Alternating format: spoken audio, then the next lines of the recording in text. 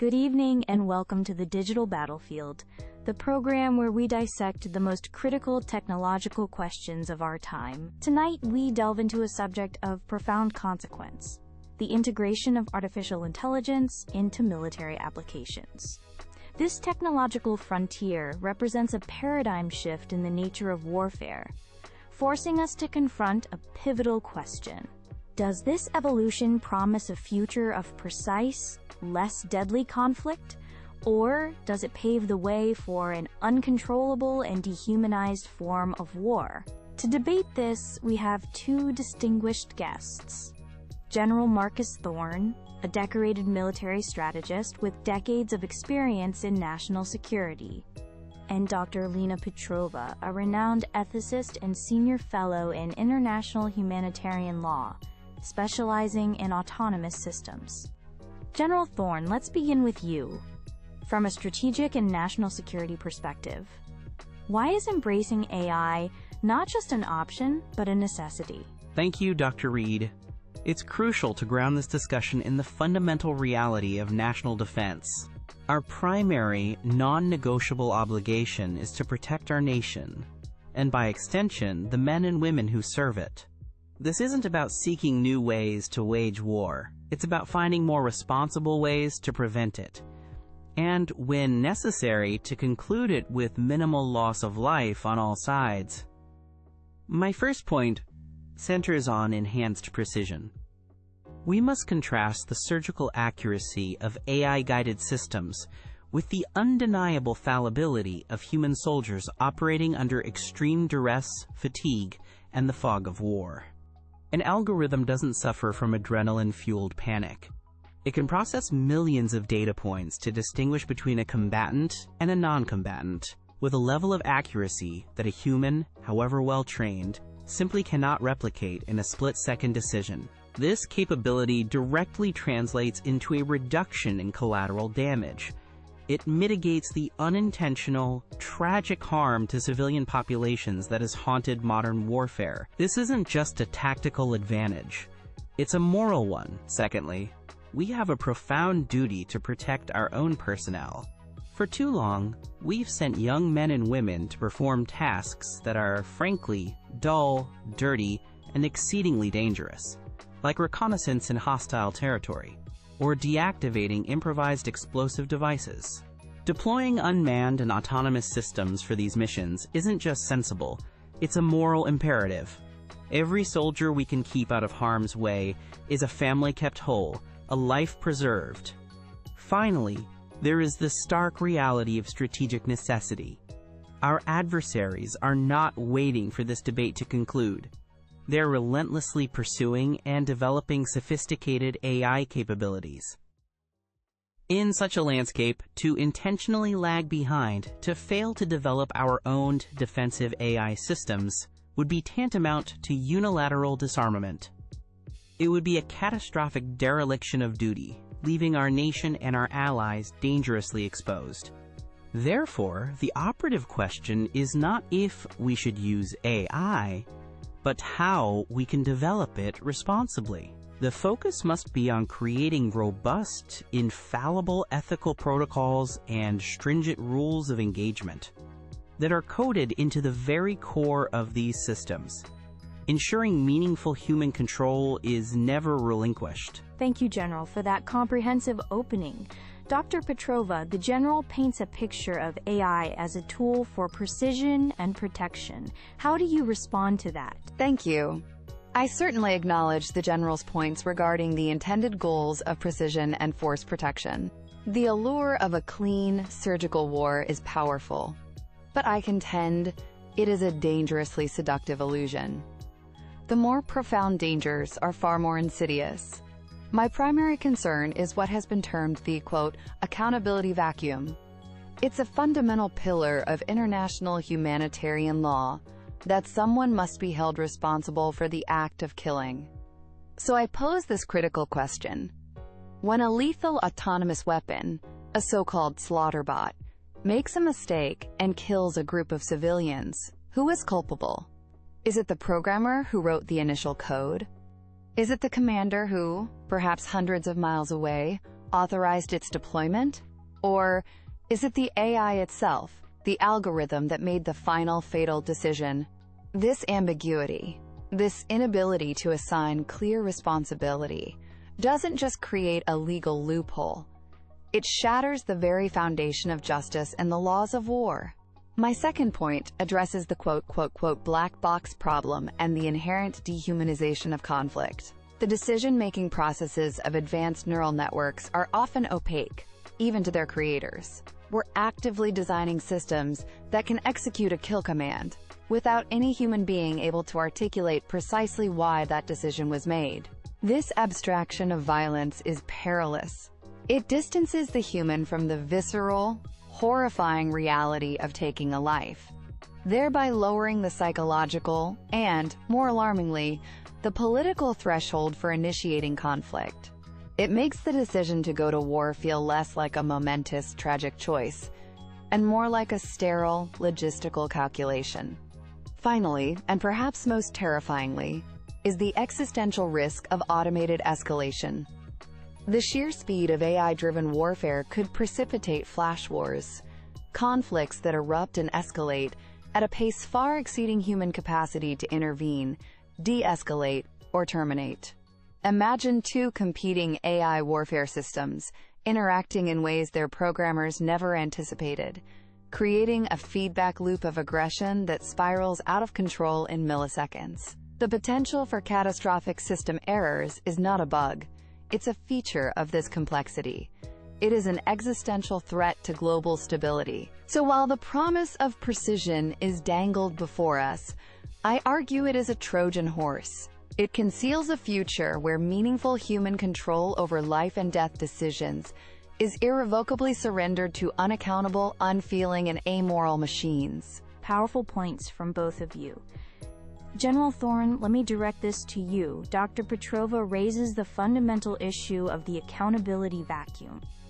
How can a military chain of command, which is predicated on absolute clarity of responsibility, function effectively when the ultimate decision-maker might be a non-human agent? That's a critical question, but the premise is flawed. The accountability is not, and never will be, abdicated to the machine. It remains squarely with the human commander who authorizes the deployment of that system, just as it does today. An AI-enabled weapon is a tool, an exceptionally sophisticated one, but a tool nonetheless. We don't hold a rifle legally accountable for a war crime. We hold the soldier who pulled the trigger accountable. The principle remains identical. Our developmental doctrine is built upon the bedrock of meaningful human control. This means that systems are designed to operate within strictly defined parameters, geographical boundaries, and rules of engagement set by a human. The ultimate authority to engage is delegated, not surrendered. Dr. Petrova, the General's argument hinges on the idea of AI as a tool, with a human always in the loop. He also emphasizes the very real, tangible humanitarian gains, protecting soldiers' lives, and the potential to drastically reduce civilian casualties through superior precision. Are these immediate benefits not worth what you've described as potential or theoretical risks? The word theoretical is dangerously dismissive when discussing existential threats. In the chaos and, quote, fog of war, theoretical risks have a consistent and horrifying habit of becoming reality. The promise of precision is often the sales pitch for every new generation of weaponry, a promise that is seldom fully realized in the complex, dynamic, and adversarial nature of a real battlefield. Environments are messy, data can be manipulated by the enemy, and algorithms can harbor unforeseen biases. We must perform a moral calculus here.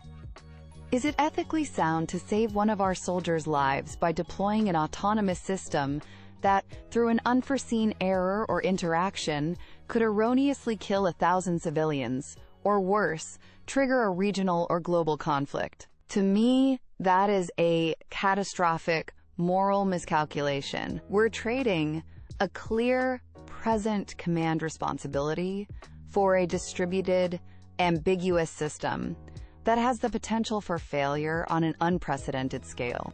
Let's broaden the scope and look forward. Many strategic analysts fear that the proliferation of military AI is already triggering a new global arms race, one that is quantitatively faster, qualitatively less stable, and exponentially more dangerous than the nuclear arms race of the 20th century. General, what is your assessment of this risk? I concede that the risk of a competitive arms race is a legitimate and serious concern. History shows us that significant military innovations invariably lead to such dynamics.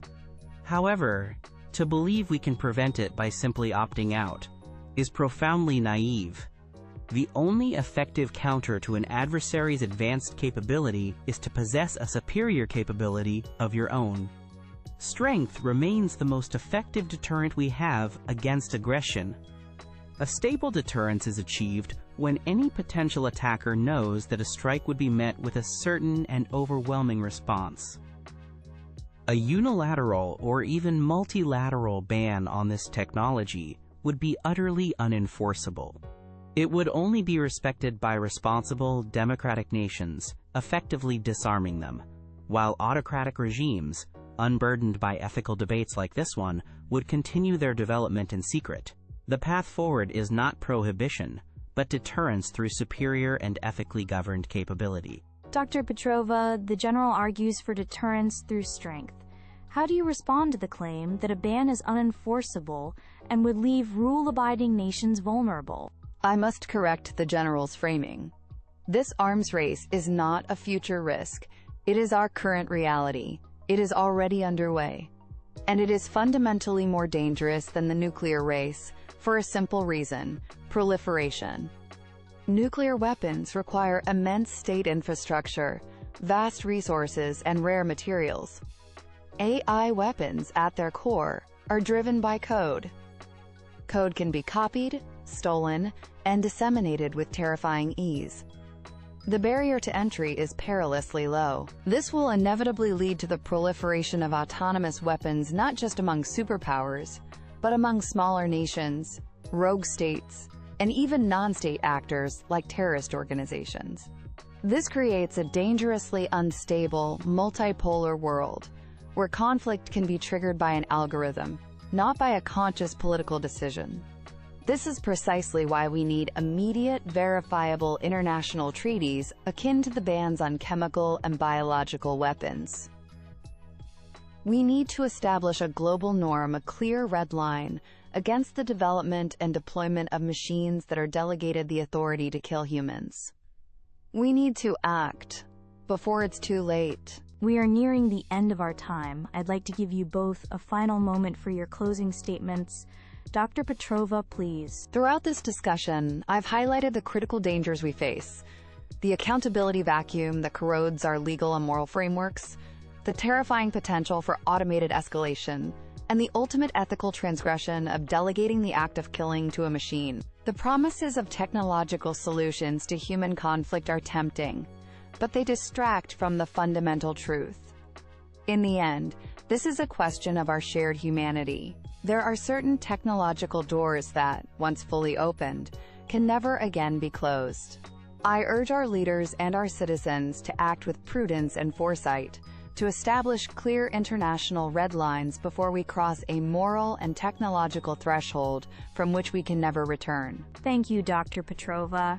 General Thorne, your final thoughts. I've argued tonight for the responsible embrace of AI based on 3 pillars: its capacity for surgical precision, its vital role in force protection, and the undeniable strategic necessity in a world of evolving threats. These are not abstract concepts.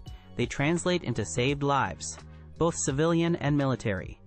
The fears expressed by my opponent, while well-intentioned, are, I believe, dangerously naive in the face of determined global adversaries.